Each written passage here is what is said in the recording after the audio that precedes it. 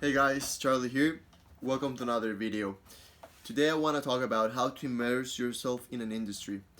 As a copywriter, you have to understand that when you are immersing yourself in an industry or you are entering a new niche, the first thing you want to do if it's not known for you is to understand it, and the best way to understand it is by immersing yourself. Like the best way of doing this or understanding this is that it's a new place. It's a new video game. You have to learn who's your competitors, how do you play the game, uh, what it is about, what are the controls. Like there's many things that you have to understand about every niche, and every niche is very very different.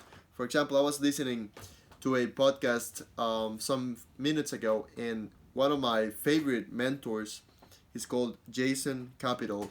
He was asked to describe his niche, his, or better way to say it, his avatar, his desired client, and he described it so well that I even like felt I even felt the pain of that person that is unreal, that doesn't exist. It's an imaginary person, but it obviously represents a portion of the people that actually have those kind of emotions.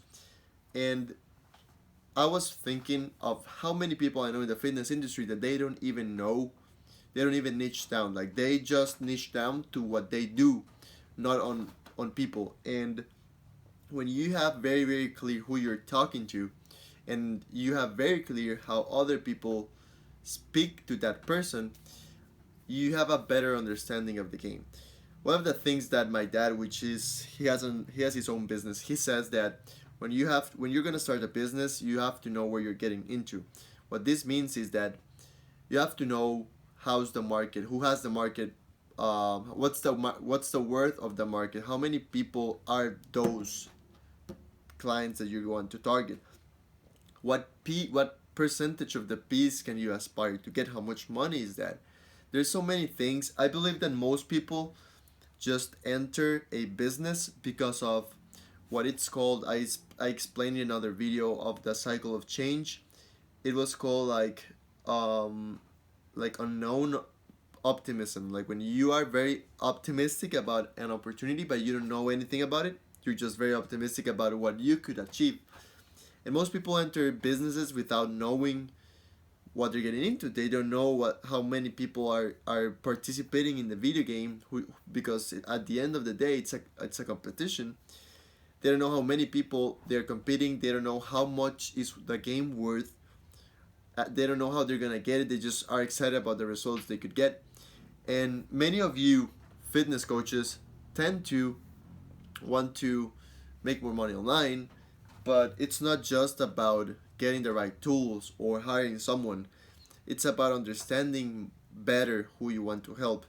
Actually, going online can really help your business, because if you want to succeed, you have to niche down much more and get a much profound knowledge on who you want to help, that if you don't, you're not gonna succeed. So it actually improves your business, not only by the fact that you are in a more like in a new ocean where there's a lot of new fishes, but you actually learn more about your client. Like if you were to go back to offline, to in-person training, you would know so much more about the kind of people that you help, that you would even make more money if you went back to the old days.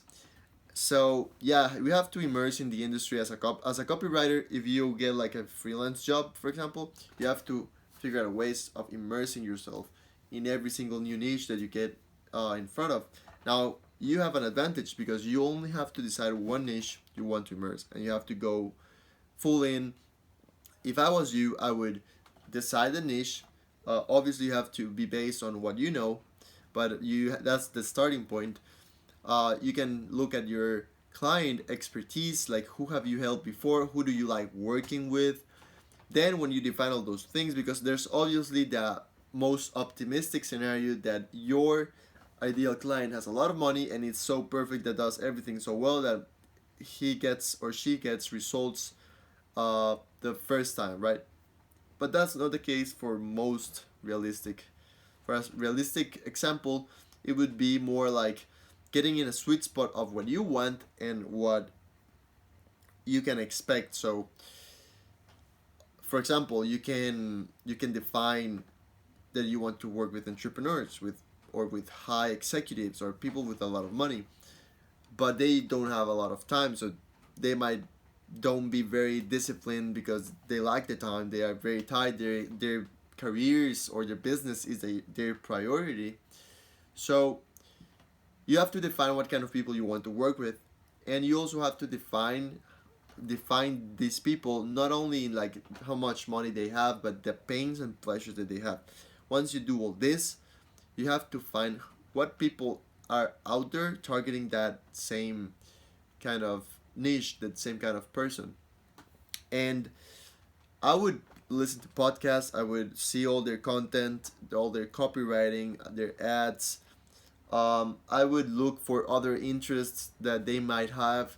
So there's a lot of raw research that you have to do, and it's very like it feels like it doesn't get you anything, but it's like one wave at a time. Like you're in a shape and you have to go one wave at a time. Every single piece of information that you get, for more small that it is, it helps you understand better, understand better, understand better. And when you don't realize it, you are writing much better copy, you are giving out better content because you know you're thinking of them, you know what their problems are.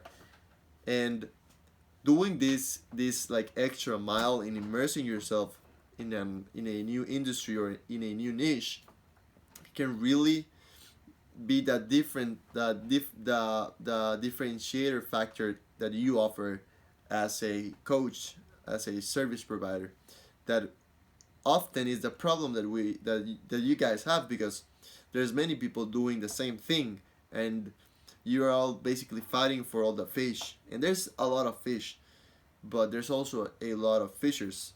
I don't know how fishers, fishmen, there's a lot of fishmen, I don't know how you call it, like a lot of people fishing. So if you manage to understand the fish better than your competitors, you're gonna attract better. You're gonna attract the fish that you want. So this is the importance of immersing. Now, how to do it, guys? Like it's just research. I would love to give you like a free hack. There might be some tools out there that I don't know. I know of Quora.com. I know that you can go on Reddit posts, Reddit forums. You could also go on Facebook groups, on Instagram. Basically, dig everywhere and like just simply do a little bit every single day, and you will find yourself understanding your niche a lot much better and making more money, because if you are able to understand the niche better by immersing, you're able to give a better message, right? So this is for today's video, guys. I hope you enjoyed, and I'll see you in the next one. All right, pura vida.